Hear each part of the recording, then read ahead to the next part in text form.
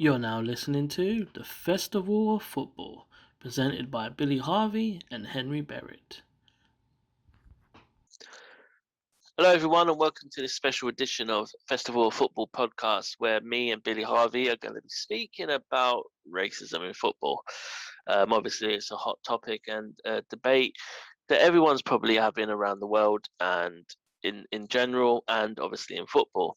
So we're just going to, no schedule to this, Bill. We're just going to waffle on about it and give our 2 cents and, try and see if we can solve it, I guess. That's it, yeah. And I think it's probably best to give everyone some context of, where we grew up and what we experienced when we were younger as well. So we grew up in a very multicultural area of East London. We had 65 different languages at our school. We pretty much had people from around the world. We've had friends that are from South America, North America, Africa, Europe, Asia.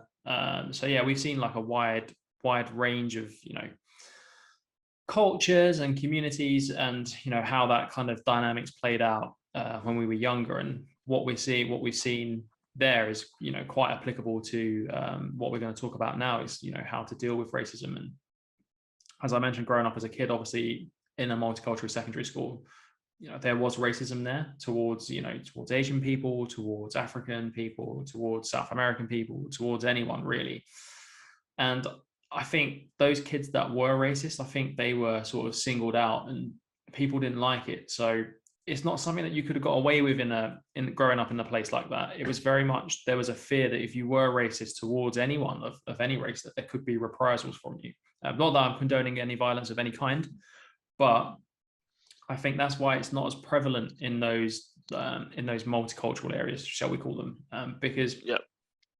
You just can't get away with it. People that are like that are singled out, and bad things happen to people like that. But I think what we're finding is, especially in this day and age, because what we're talking about was 20 years ago now. So you didn't have social media, or it was just coming to, Facebook may have been around, MySpace might have been around at the time. But now you've got the ability to create hundreds and hundreds of Gmail accounts, where you can create troll accounts for Twitter, for YouTube, for TikTok, for Instagram, and you can be whoever you want to be behind that, because Yep. we saw it yesterday as well. We commented on the protest about the Man United stuff, and I asked the question that do you think these protests against the owners are as important as the sort of the Black Lives Matter stuff that we saw? And I'm not condoning that as an organization. I think obviously ending racism is what everyone wants, but we had United fans saying that getting the Glazers out of United is a more important social issue than solving racism. And I think, and it was all accounts that had no content, had silly usernames, following thousands of people. And they're probably, 12-year-old, 13-year-old kids sitting behind their computer abusing players when they lose. Like we've seen it, we've seen it with Ian Wright, who took that guy to court, and the guy got like really, he didn't really get any kind of punishment for abusing like a Premier League legend in Ian Wright. And we've seen the interview with Shearer and Ian Wright, and Ian Wright's going through all of the messages that he gets on a daily basis with like monkey emojis and all of this stuff. And just because he's a black player who played for Arsenal, and opposition fans don't like him, they pick on him for his skin color. It's crazy. Yeah, I mean, any walk of life, racism is wrong. As you said, but from school we used to witness it all the time. I mean, we're not. I mean, we was in a position where it didn't really happen to us, obviously, with the color of our skin.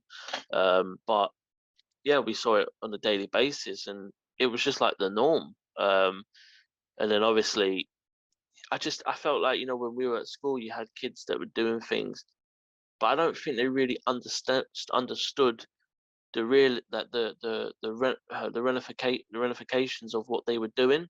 Like they would say things, but they wouldn't actually think, what, that's actually not okay. It was just like what people thought was right. And as you said, the older you got, the more that people sort of thought, that's wrong. There was, I just don't condone violence, but there was repercussions for if you were a racist. And that sort of thing that happened. And obviously, growing up in East London, it's a multicultural.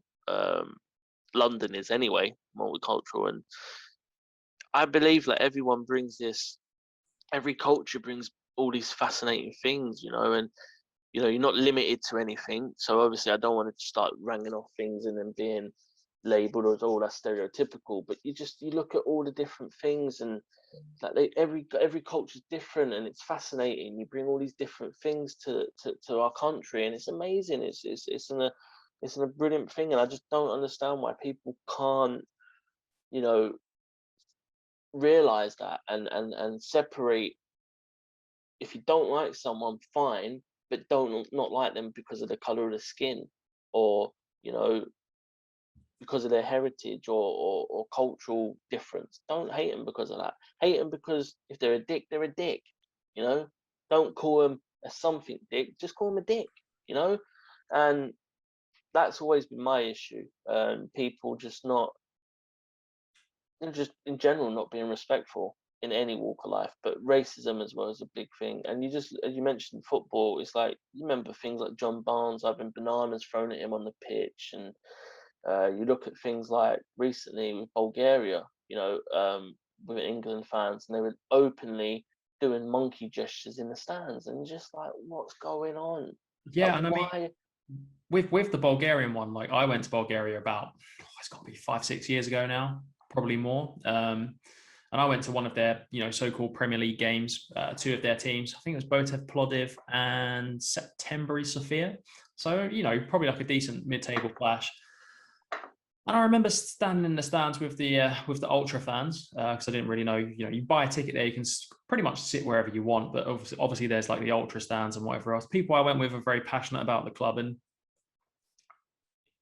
there was a lot of racist abuse towards their players then, their own players. Like they had a Brazilian player, I can't remember his name, but he was black, and his wife was sitting in the stand, and as soon as they saw her, they were making monkey chants and all this kind of stuff. And then I was standing there like, we just don't do that. Like, it isn't as obvious in England at times. Like you go to games and it's not, you don't get people doing that. Well, it might happen, but I haven't seen it at a game personally myself.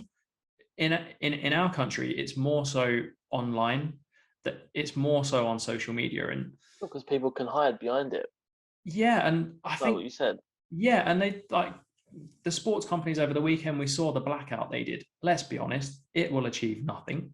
The only way to do it is, it's like, for example, I'll give you an example. I signed up to Coinbase, which is a cryptocurrency trading platform, and I had to give my address, my name, my passport, because these are the financial regulations that we have in place. Social media could easily adopt those.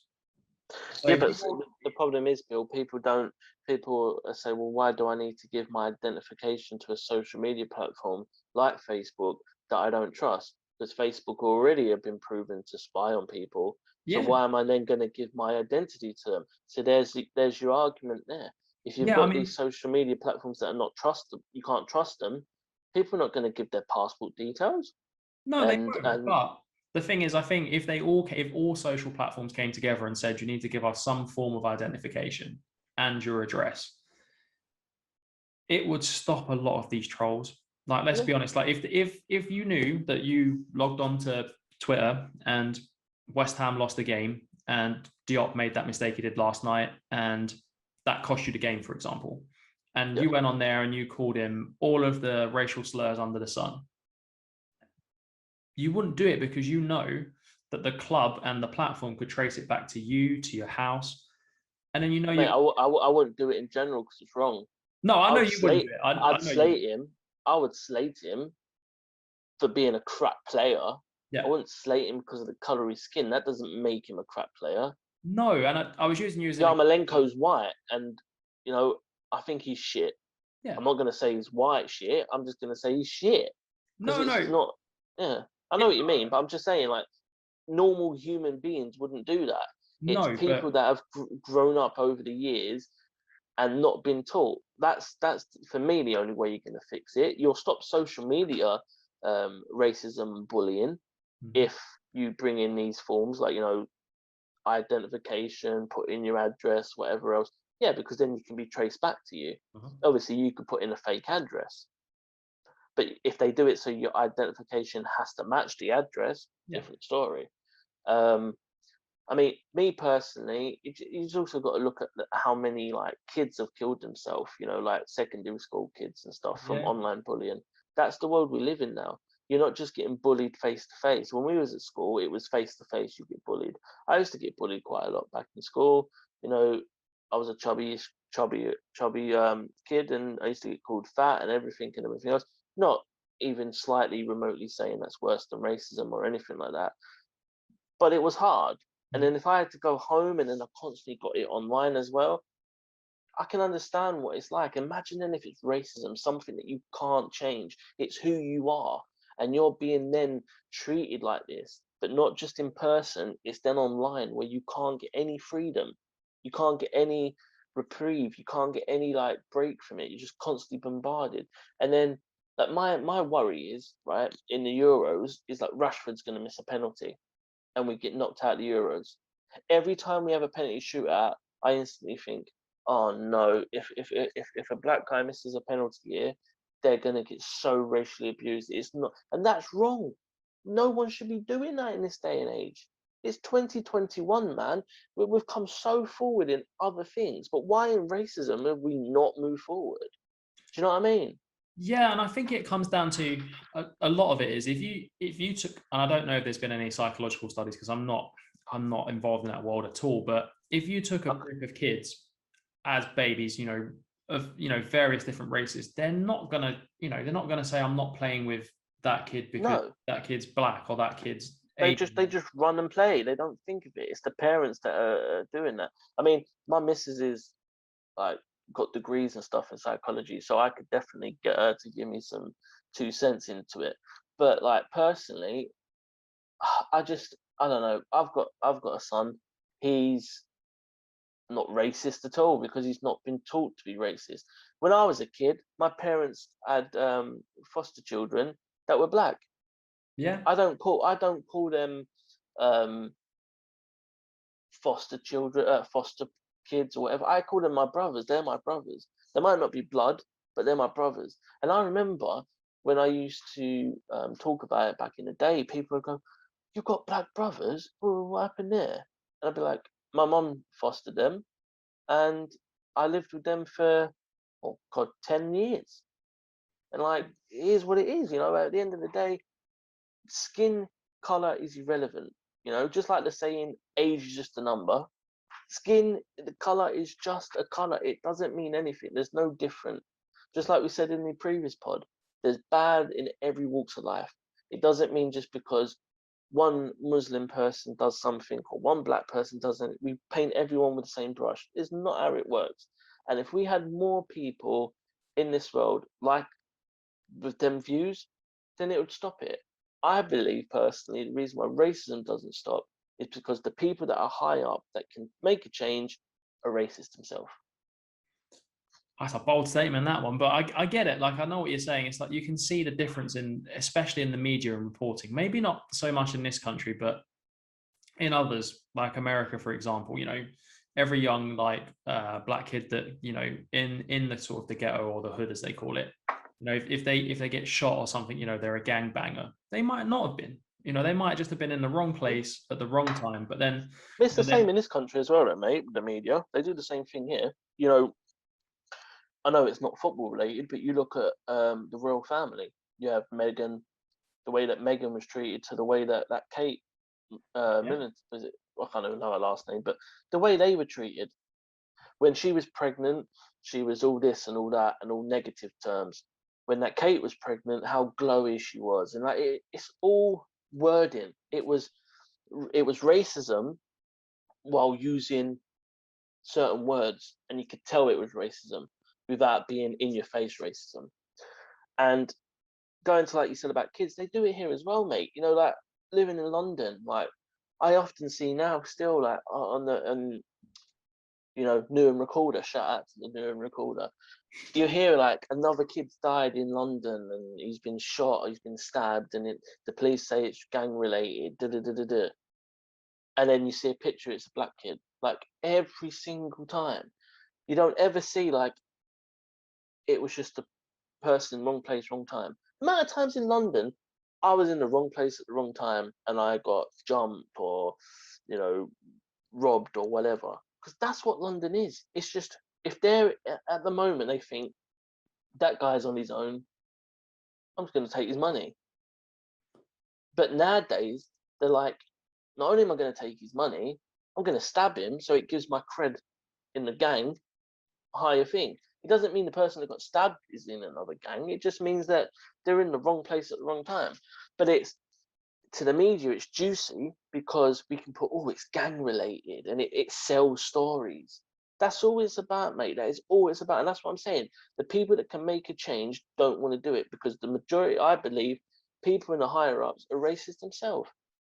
I'm not saying everyone, obviously, but I'm just saying people that can make a change. You look at the footballers that are making a stand, majority of them are black. Yeah. The only white player that I've seen that's come out, there's two, that and spoke about it publicly, was Ben Mee for Burnley when that plane flew over. Yeah. And then Patrick Bamford the other day, which was even better because everyone was talking about ESL and stuff, and he was like, well, I wish there could be more like this when it comes to racism. That was brilliant by Bamford, because he took all the attention and put it straight back on racism. And that's it. Like, this taking the knee thing, it was good when it started, but now it's irrelevant because people are just like, oh, they're taking the knee again. The amount of times I've seen where people are like, oh, they're still taking the knee. Like, it's being done for the wrong reasons. People are not looking at it now and saying, why are they taking a knee? Yeah. They're just now going, they're taking the knee again. But we've got to do something different now. Maybe when you kick off, maybe don't play football for 5 minutes. Every game, don't play football for 5 minutes. And like, I have something underneath your shirt where you take it off and it just says, we don't allow racism in football. And everyone just stand there. Yeah. And that's another statement. It needs to be bigger and bolder. And I saw today that like clubs are putting out, like I saw an Instagram post from Chelsea, and it said like the language they used was, you know, we stand against racism. Great. But then underneath that, it says we will consider taking action. And when you say consider, it means you're thinking about it. It should just be we will take action. Because then you say, we might do it. You know, you could be racist, we might not. You know, sometimes we will, sometimes we won't. Who knows? Whereas the language they use isn't strong enough. And I think to kick out in our country, it's got to be draconian. Like it has to be really totalitarian about it. So if they're under the age of, if they're under the, you know, persecutionable age, which I don't know what it is, mate, I think it's 12, then you persecute the parents because you've brought them up in that environment to be like that. Racism is a learned behavior. It isn't natural. They learn it because the parents at home are, you know, saying these things on the TV, or they're making little comments, you know, and they're picking it up thinking, oh yeah, my mum and dad are saying this, or my sister or my brother are saying this is right. Like, you know, we've got XYZ ABC kids at school. I'm going to go and say it to them tomorrow because, you know, when my mum says it, my dad laughs. Like, it's that sort of thing. And I think if they punish the parents, it would stop other parents from doing so. And I think really hit them where it hurts. So if you've got a home, like, they should do it like based on the salary that the parents earn combined. So if your kids are racist and it's proven and you've gone to court and they've been found guilty, they should give you a fine the value of your house. Because then who would do it? If you knew if your kid was racist and you could lose your house, would you? But I mean, the problem is, mate, that when they do things like that, they're never going to be able to afford it. They'll just keep challenging it, saying, well, we can't afford it. And in most cases like that, the courts just wipe it off. That's it. Yeah, I know. Obviously, I'm speaking in like a, you know, that's not realistic, but there has to be some sort of form of punishment. Yeah, no, I get what you mean. I think it should be a lesson in schools. Yeah. The history of slavery, people being slaves, and that is wrong. The history of what people have had to go through. But don't make it like this is what, you know, black people have gone through and Muslim people have gone through and white people are wrong for it. The white people back in that day were wrong for it. Us today, we had nothing to do with that, and I would never condone any of that. So don't make it so that white kids then go and thinking, oh my God, like, what have we done and all that stuff. You've got to do it in a way where you just teach that it's wrong and that everyone's the same. everyone's got to be, you know, treated the same. It's as simple as that. If someone's a dick, then okay, you're a dick, and I'm going to treat you like a dick. But I'm not going to treat you like a dick just because of based who you are. And if me and you can come out of them environments that we grew up in, you know, nothing to do with our parents, but just the way it was in that environment. Because as I said, my parents had black children, so obviously they're not racist. And if you grow up in an environment where, you know, you've got that happening on a school playground constantly and you don't become racist, that just shows that it's an individual choice and what you grow up in and what your morals and values in life are. And I think what it is mainly just people that have not got these morals and values, and they just, like, it'll take anything, just a little thing here and there, which will put them into that negative lifestyle. And racism, unfortunately, I don't think will ever go away unless we start, you know, from a young age teaching kids that it's wrong. So when they go home, because you look at it now, you see it sometimes, kids challenge their parents on things. They'll say something, the kid will go, no, that's wrong. You know what the generation's like today? No, that's wrong. How can you say that about that? 20 years ago, it was perfectly acceptable to say that, you know? But now it's not. And that's what we need. We need the kids to go home and say, no, mum, no, dad, that's actually a racist term you just used. I know you didn't mean it as one, but that's a racist term. And then the parent might go, that's right, you know, shit, you know, I didn't think of it like that. But now my 12-year-old kid's come and told me, that's an eye opener. Do you know what I mean? I think it's not just the sort of the in your face racism that you need to stop as well. It's the casual stuff as well. It's like, you know, I've been to Tottenham games years ago, and we had the South Korean left back Lee, and you know, people were making jokes about him selling, you know, DVDs at half time. And where that joke comes from is that obviously, you know, in London at the time, the sort of the fake DVD market was very much dominated by Asian gangs. And you know, it would be like a Chinese or Asian, you know, Japanese or whoever guy in the pub or in the takeaway or just on the street selling them. And again, it's just those casual links between the two, saying, you know, he's a professional football player, but he needs to sell DVDs at half time. It's kind of like there's a few other examples of that sort of casual stuff as well, where it kind of goes under the radar. And we've seen videos on social as well with, like, you know, very casual racist meanings behind them, and people just treat them like they're a meme now. And it's like, by doing that, you're making it more acceptable, because people are getting like, you know, 1 million likes on a video and stuff, and you're like, you know, people are seeing that and thinking, oh, you know, he's getting 1 million likes, I'm going to act like that too, because obviously this is what society wants. And it's not. I mean, this is what, you know, you've got to look at it, what things were like. Like back in the day, you'd have people doing blackface and stuff on TV shows. Obviously, no one would do that in this day and age. It just shows you that we have come a certain way, but we're nowhere near where we need to be. And like, if someone can have a bad game of football and literally be racially abused because they kicked the ball wrong on a pitch, I just think it's like really bad, mate. And it's ridiculous. And I think as well, there's been a lot of obviously in the sort of less developed countries in Europe, we've seen bigger spurts of racism, like you said, Bulgaria.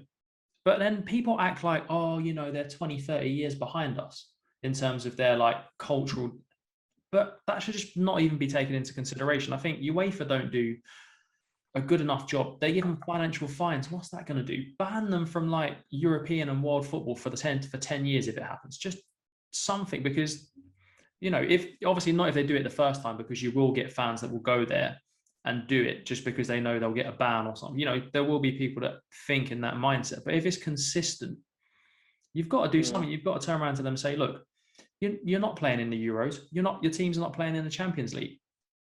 But mate, these countries that you're talking about, a lot of them don't get into these competitions anyway. No, they don't. It's bigger than football, and it's up to the governments. But as I said, these are the problem. I think these people are racist anyway. The people that are in power in a lot of countries are racist themselves, so they don't give a shit about it. It's only when, look, these top big wigs in the top of any walk of life only give a crap when it affects them. And that's what it comes down to. If the amount of times you see someone that's racist and then you find out they've got a black girlfriend or a Muslim Asian girl's girlfriend, sorry, like it's it boggles belief, mate, that you can these big wigs talk about it. Oh yeah, it's politically correct. Let me put out a statement saying this, but then they go home and they do the same thing. You hear it all the time, and until that changes, nothing's going to change, because ultimately the world is run by money and it's run by powerful and inferential people. And if these people are going to be racist and get caught out being racist, then ultimately it's not going to change. If you've got footballers like, you know, the recent one with the Rangers and Sparta Prague guy, where he goes up to that camera guy, puts his hand over his mouth and calls him a racial slur, because he knows if he doesn't do that, he's going to get he's going to read his lips. If you've got people doing that and it's on the big world scene like Europa League, what chance have you got, mate? You know what I mean? And there you go.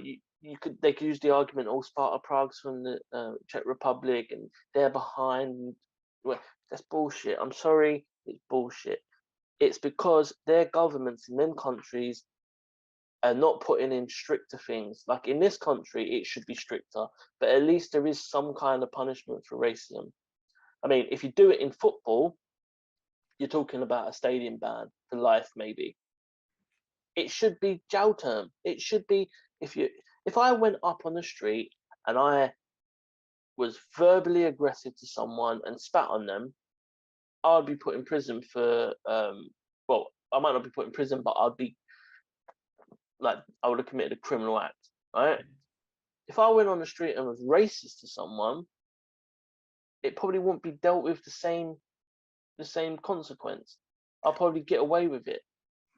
Yeah, and it works the other way as well, Bill. Like someone could be racist to us, and if someone's racist to a white person, it seems less racist. There's not less racist, it's all racist, and it's end of discussion. Yeah, I mean, any kind of racial slur against any race is, you know, racism as it's defined.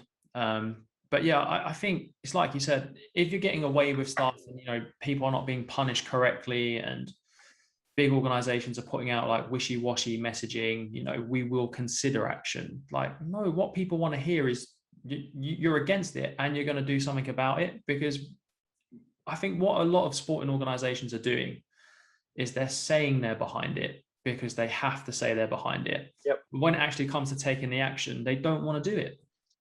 How long has been kick it out in power for? Like, and what's it done? Nothing. Just Really. put a t-shirt on every so often that says "kick racism, kick it out," or give racism the red card. I mean, taking a knee worked, but now they need to up it. They need to do something else. Like I said, when it kicks off, instead of taking a knee, don't play for about 5 minutes. Yeah. It's not going to impact anyone. It's not going to matter on the result. It's only 5 minutes. The players can still do their warm-ups while they're doing the 5 minutes to keep their body going and whatever. Make a stand. Stop this that things are more important than racism. There's nothing more important than racism. Nothing. Because at the end of the day, people are suffering. Yeah. You know?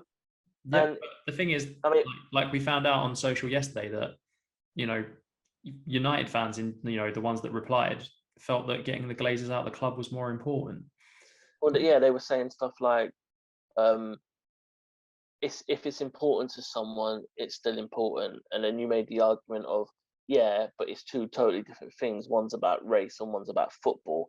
And like, you know which one's more important. And they were like, well, they're both just equally as important. And it's pathetic. Football, at the end of the day, is a game. Okay, I'm passionate about West Ham. I love West Ham, but I wouldn't put West Ham over someone being racially abused. I think I'm mature enough and an adult to realize that the racism's more of a concern than West Ham. I'd rather West Ham go out of business and never be a football club again than have someone constantly be racially abused to the point where they want to kill themselves just because of the color of their skin. That's pathetic. You can't even compare the two. I mean, yeah, you've got organizations like BLM, you know, Black Lives Matter, that, you know, I'm not even going to get into that. That is what it is. the message behind it is what matters. Black lives do matter. And then, you had all these people that were saying all lives matter and all that. And I'll be honest, at the start, I was like, well, yeah, all lives do matter. But then when I actually researched, because that's what it's all about, researching, all lives can't matter until Black Lives Matter. So you had to, the Black Lives Matter it mattered more because they were not being treated the same in the argument that they were talking about. And it's true. They you don't hear about it in football, a black guy being racist to a white guy. You don't hear it. Is it happening? Probably, but you don't hear about it. Maybe it's because white people don't come forward. I don't know. I'm not in that scenario. But you just have to look back and you hear footballers and cricketers and all these people that have come out and said the racist abuse they got on a daily basis in training. Mm-hmm. And they just went on with it because they thought it was normal. That's a problem right there. Yeah, it is. It's a huge issue. I'm sure, like, as you know, I'm sure there have been black players in the past that perhaps haven't lived up to their potential because of the abuse that they got and the stress it put on their mental health. And you think, you've damaged that person's career, and then you've damaged their life because you've now given them you're subjecting them to racial abuse on a daily basis. And I think social media has made it a million times worse. And if you look at all the cases that have happened, like you said, I remember was it Tammy Abraham missed a penalty in the Super Cup? Was it against Liverpool? And then Chelsea fans were racially abusing him online for missing a penalty because they lost the Super Cup final. And yes, like you said, you're going to get it if, say Rashford misses a big chance or Sterling misses a big chance in the Euros. There's going to be people that abuse them too. And not in the same way as if, say, Harry Kane missed a chance. They'll swear at him and they'll call him all of these things, but they won't racially abuse him. But that's you got to imagine the pressure that they're under then, because they must know that. They know that if Hard make a bad chance here, it's not just going to be I'm a shit player. It's my colour's going to be brought into it. So then the pressure you put them players under, so they're not going to perform to the best. Yep. And probably that's one of the reasons why Sterling's not been that good this year, because he's probably had he stood out against racism, so he's going to be a target 101 for all these dickhead people anyway. Mm-hmm. So he's probably like all that pressure on him, and it's easy for anyone just to go online and make all these comments like you said. I mean, you made a good point about people that have retired or not wanting to play football anymore, or not playing to the right level because of it.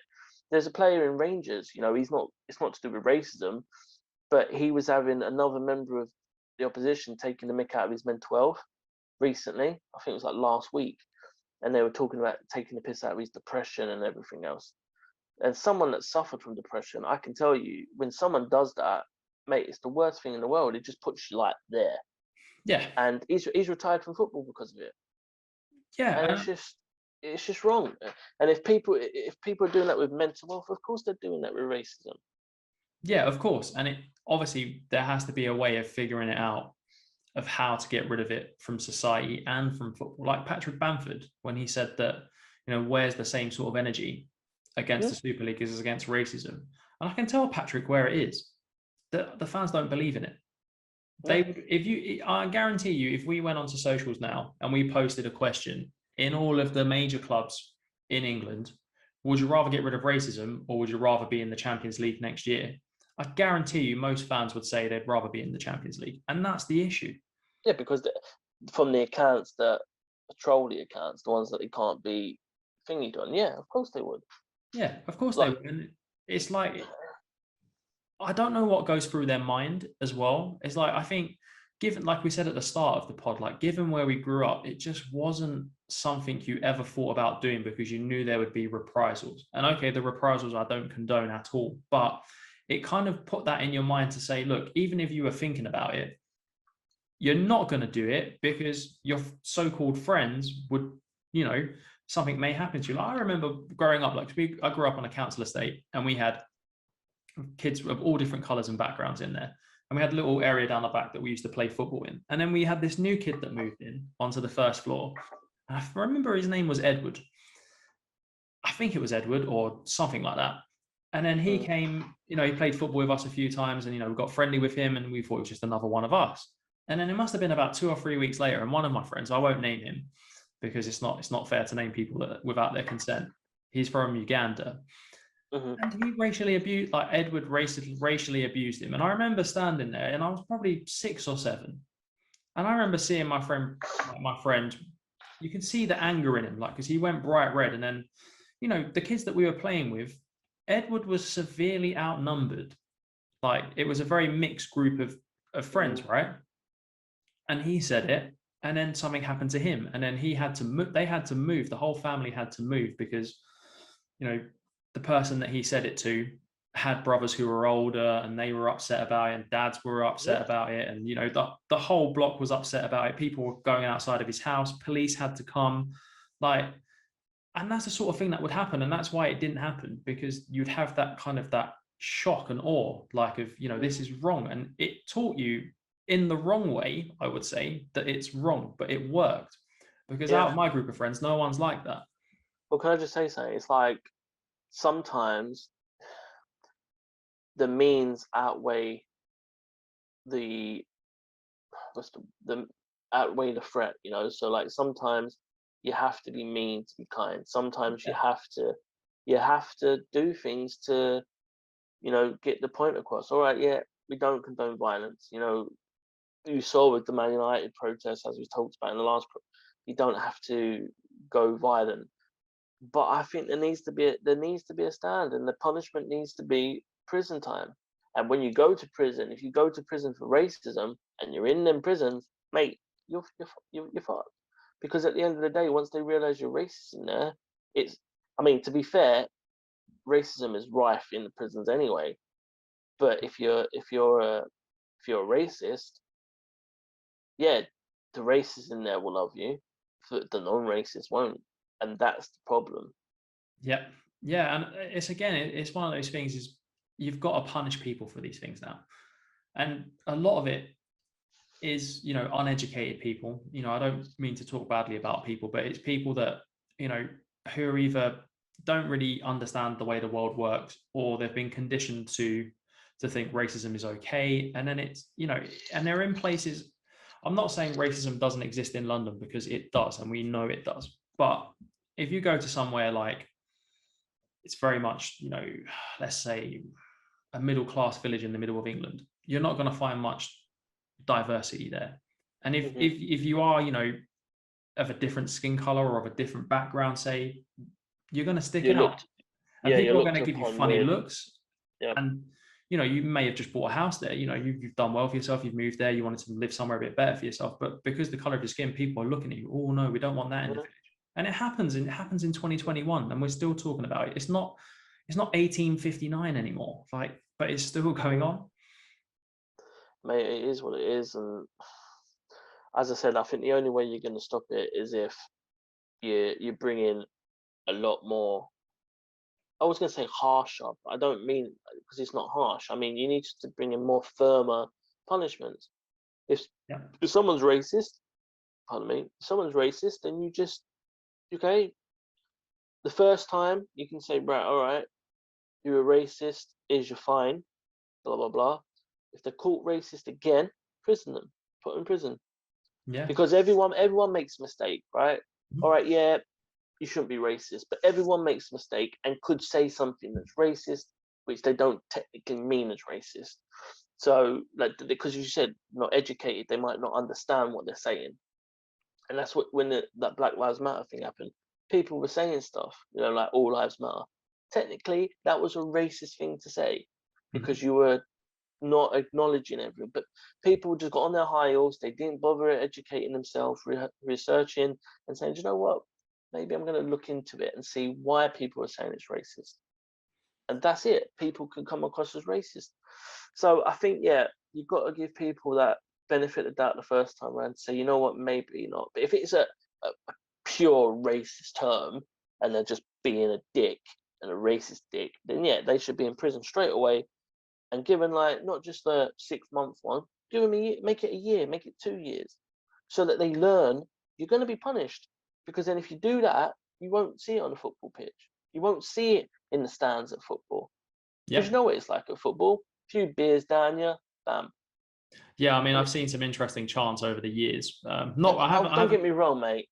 When you used to be younger and used to go to these games when we were younger, you heard all sorts of chants, Mhm. you know, and like things about like if that woman's linesman was in football 20 years ago, the amount of shit she would have got. She does get it a bit now, but the amount of shit she would have got back then as well is crazy.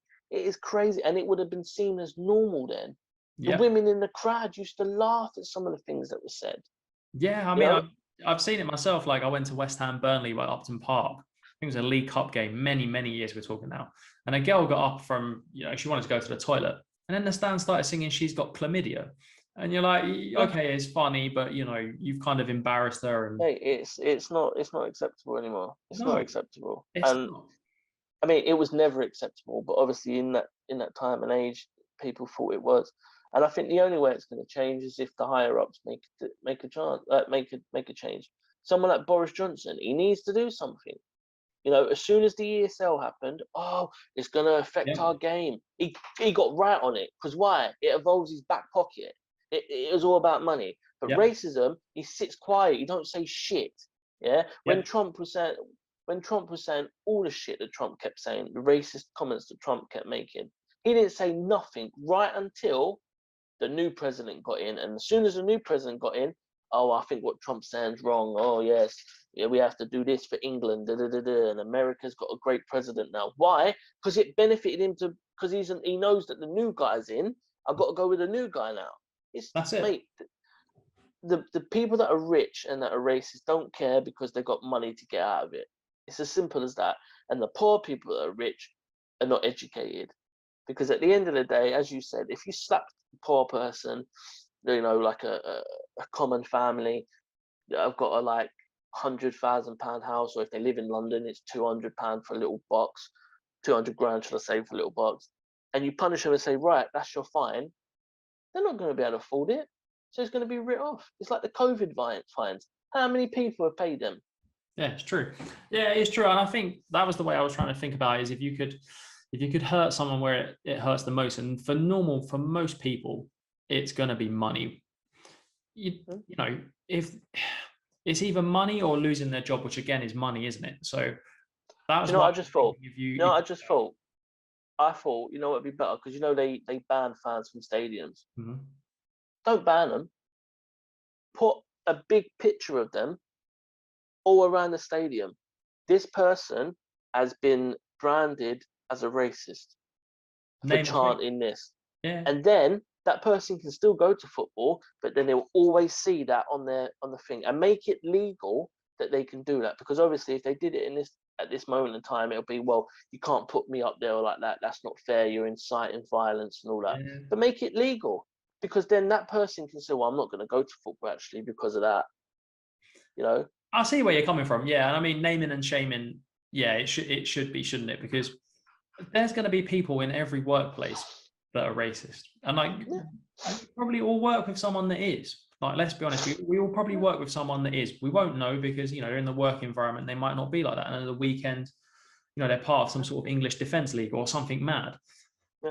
And until people are named and shamed, and with the potential to lose their jobs or lose their home, I don't think you're going to make much of a dent, because they, No. they can hide behind, like I said, we mentioned earlier, if they don't make social media more regulated, they can then hide behind, because I'm not being funny, we could do it now. We could, not that we would, but we could go onto Google, we could make 400 Gmails in the next 8 hours, and we could, make fake accounts on every platform Wait, and just get on with it. wait. Instead of doing that, let's do that anyway, and just give ourselves each other like keep subbing to the YouTube channel and give ourselves like 1 million subs. Do something better with your time, man. Think Yeah, no, about it. yeah, The amount of fake accounts people make to be racist. Make fake accounts, give yourself a YouTube channel, subscribe to your own YouTube channel, give yourself fucking monetization, get yourself money from YouTube. Don't fuck about being racist to someone. It's just pathetic. it Get is. get a job, do something different with your life, change your life. Because the worst thing you can do is bring a kid into the world and make them a racist too. Because then what that does is just makes it a circle, and it'll go on and it'll go on and it'll go on. And I'll tell you this now: if my son was 16, 17, and he was racist, I always live by the life. This is how I live life.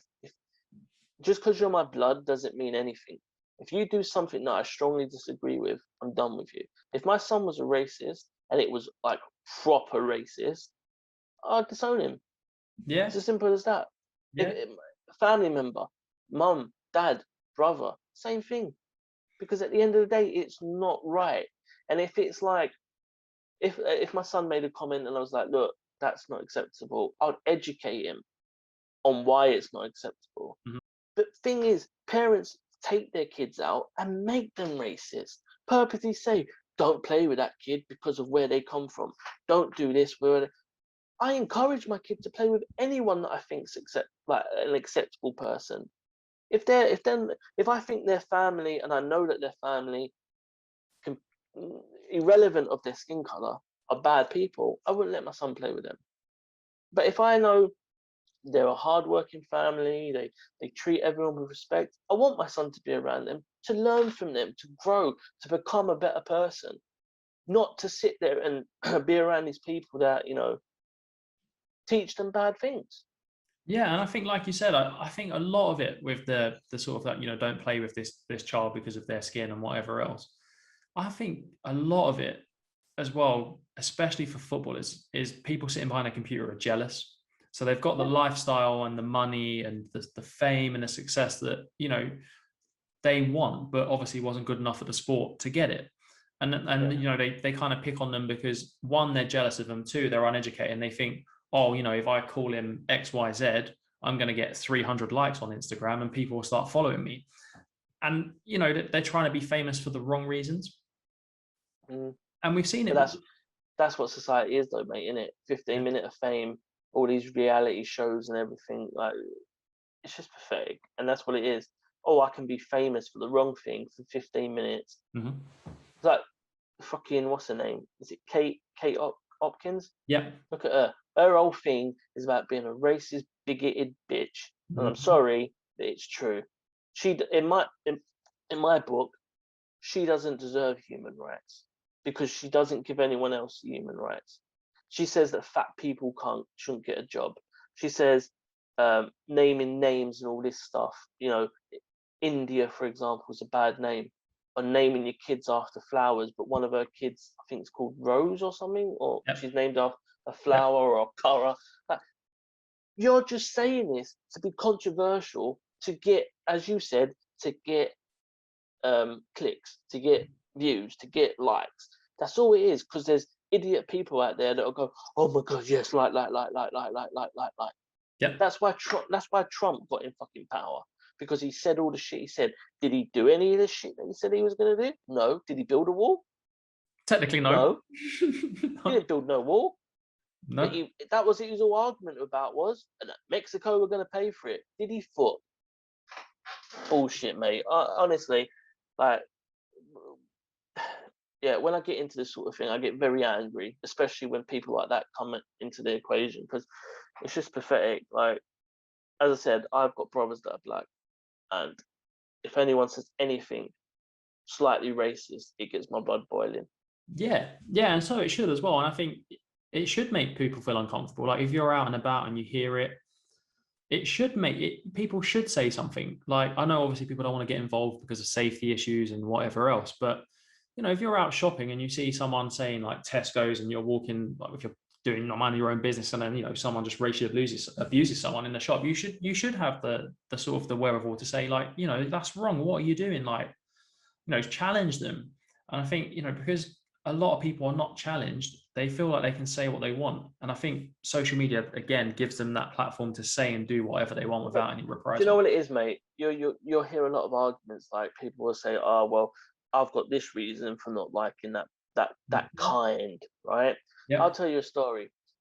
If that's the basis we go off of, my mum years ago was shopping in Iceland, and an Asian woman was ramming a trolley into my mum's legs. She asked politely 4 times to stop. The woman wouldn't. So then my mum shouted at her and said, what is wrong with you? She's a Cockney woman, so you imagine, what the fuck's wrong with ya? And all this shit. This Asian woman spat in my mum's face, right? Spat in her face. Mm-hmm. Pre-COVID and all that, obviously years ago, but still, spitting in someone's face, disgusting. Yeah. My mum didn't racially abuse her. I don't hate Asian people because of that one person. Yeah. So what logic is it to say, well, I don't like it because, you know, this person abused my parent, or this person did this, or like, you know, you got that Tommy Robinson guy that always says, oh, well, Asian people are raping our young white English women. No, a certain few men are doing it who happen to be from a Muslim descent. You know, that's what you've got to actually put into context. How many white people have done mad, crazy shit? I don't get treated bad for it. That's why I always say, don't blame me for what previous white people did years ago. Yeah. You know? Yeah, I know, I get it. You hear a lot of that. People say, well, you know, I don't like such and such a person or their race because, you know, I was robbed once by one, you know, young black male, or one young Asian male, or one young Chinese male or female, whatever it is. And you think, like, if you're going on that assumption, then no one would like anyone because of something that's happened. You know, That's what I'm saying. you think about like the worst criminals in history, most of them are white people. Like, you look at the UK's biggest rapist of all time was a black cab driver. Right. And he's white. But, you know, people don't say, oh, I hate white people because, you know, all white people are racist. Like, so why can you turn around and go, okay, you know, only all black kids that get stabbed are gang members? Like, it's like you can't correlate the two. You can't. But that's what the media do, because then they're, am I saying this right? Narrative or narrative? Narrative. Their narrative is to put that in, to get it out in that way, you know? Narrative Yeah, is to they say, have fuel to the fire, and they do it because, like you said, they want clicks on the website now, or they want to this is sell what I'm news. saying. This is it. This is it. It's And wrong. You're there's fanning not the flame. enough Like, there's not enough people, like hardworking, everyday, normal people in these jobs. You know, the reason why these people got these jobs in the first place is because they're brand nosers. They know what to say to get the job, and they lick ass and they do all that shit. And then once they're there, very rarely they can get taken down. It's only like in the last couple of years that you're hearing about these big lot of people that are being taken off the pedestal, you know, and they're now being found out. You know, you got that thing that happened recently with Noel Clark being a bully and sexual harassment and all that stuff. You got things like this happening now. 5-10 years ago, it would have been fine that he was doing that. Now it's not. Do you know what I mean? But it's but I don't know if it would be fine, but I get your point. No, it would have been fine in the context of what, because you know the BBC and stuff, they hid what Jimmy Savile was doing. Yeah, they did. It's been proven. Mm-hmm. So that's what I meant by it was fine. People would have, oh, okay, just brush it under the carpet, you know. Let's just not worry about that right now. Yep. But with racism, enough's enough, and it's got to change. You can't brush it under the carpet anymore. We have to change it, because there's people, innocent people, that, you know, are being suffered from it. Like years ago, a parent would say, "Oh, if my kid brought home a girl that was black or Muslim, I don't know how I'd feel about it." If my son brought home a black girl, I wouldn't see it as that. I'd say, "Oh, that's your girlfriend. Okay, cool." Or, you know, boyfriend, if that's what he chooses to do, if that's what happens. No, I'm not. 100%. Do you know what I mean? I'm not like one of these people that, oh no, I can't accept that. Like, it's pathetic. It's pathetic. Yep. Just because somebody's a certain color or from a certain culture, I look at it as in, you've got to take the good things out of the culture, you know? And like, as I said earlier, I don't want to name things that people, like, because I don't want it to be like, oh, you're being stereotypical of what that culture is. But the things that these cultures bring are amazing. It's just like, I don't know, it's just crazy, man. And if we keep allowing this to happen, all I can see is there being like a civil war eventually, where people have enough. Yeah, I mean, it just creates a divide, doesn't it? And I think you don't need to be divided. Like, I think, like you said, obviously enough is enough, and it's been going on for far, far too long. But everyone needs to get behind the same messaging. Like Patrick Bamford said, where's the energy? Like, everyone needs to get on the same kind of level, and then it will stop. Like, we will get to a point where it will stop, but everyone needs to get behind it, and that people that are not just need to be left behind, in my opinion. Yeah, definitely. That's what I said. You know, people that treat others like they're not humans don't deserve human rights. You know, I remember the Westminster terrorist attack that happened, where the guy killed the copper. Yeah. And then there was a photo going around where the paramedics were trying to do CPR on the terrorist. And I remember years ago, I commented on the photo saying, why are they trying to resuscitate the person? Like, he's vile human being. Didn't say anything about race, just said he's a vile human being. He doesn't deserve human rights.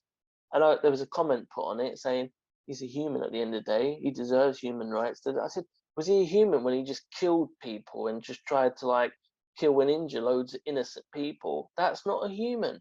And if you're doing things like that, you use human rights. And if you're gonna be racist to someone, you don't deserve to have you know, the joys of what this life can bring, because there's so many brilliant things this life can bring. And if you're gonna not let someone else have it just because of the color of their skin or their culture they come from, for me, you don't deserve to have them things.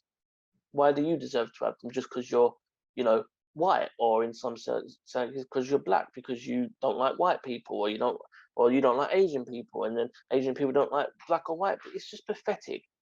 As one famous person once famously said, can't we just all get along? That's it. Yeah, and I think there's been people that have spoke on the subject before. Like you look at someone like Big Nasty when he was talking about race, and he linked it quite well with culture. I think actually what he said, sometimes he talks a lot of nonsense, but in this case, he actually made a lot of sense, is that I think people from poor backgrounds, or, you know, the same sort of backgrounds that we had, you grow up with a better understanding of the world, because you've grown up with people from, you know, all different nations, all different backgrounds, speak a variety of languages, have various different cultures, religions, etc. And I think what he was saying is that kids that come out of that environment and speak in a certain way, so they may use a lot of slang terms, or they may use, you know, words from other languages that belong to, say, like Jamaica, or African languages or Asian languages, is that like a white kid that's doing that isn't being racist. It's more of a cultural thing, because they come from that background and that's what everyone's like, so they're trying to fit in.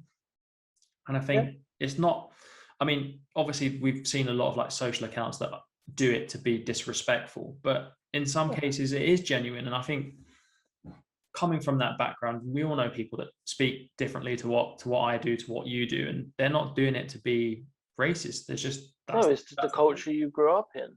Yeah. I mean, you know, in London in particular, there's Jewish areas. There's you know, other areas where it's predominantly one sort of culture, one sort of race. And if you moved into that as a young kid, you would grow up with that culture. Like, for example, if you, at a young age, your mum and dad had you, and then you moved to America, you would develop an American accent. Yeah. It's the same principle. As long as it's not done in a how's the word? You know, in a horrible way, and you're not doing it to be spite, you know, then that's all it comes down to. But I mean, we've raffled on for a long time here. It was only meant to be a short video, but I didn't think it ever would be. But what we'll do, I'll end it on this. One man said once before, Martin Luther King, we have a dream that one day, white, black, Asian, all races, all cultures can get along and can play together and can do whatever. And I just hope that one day, in football, we never have this anymore. But most importantly, in life, we don't have this anymore. And I just hope that, you know, someone somewhere one day comes up with an idea that can solve it all. Yeah, same. Yeah, hopefully. Let's keep our fingers, toes, shoelaces, everything crossed. Yeah, definitely, mate. But yeah, so there you go. That's our thoughts on racism. I just, yeah, I'll support anything that comes out, you know, that we need to do to improve it and better it. And I just hope that one day that it's, as Martin Luther King said, we can all play together and do things together without there being any forms of racism. Let's hope. Let's hope. But until the next one, we'll see you then. See you later.